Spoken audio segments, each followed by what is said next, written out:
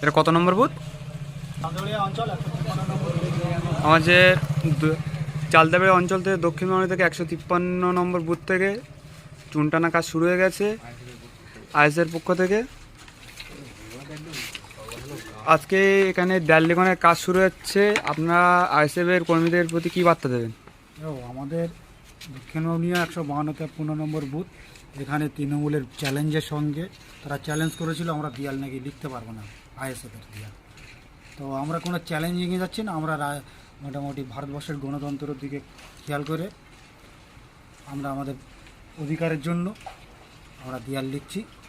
Indian secular ফ্রন্টের আইএসএফের ভাইজানের মনোনীত প্রার্থী অ্যাডভোকেট নূর আলম মহাশয়ের নাম লিপিবদ্ধ হবে।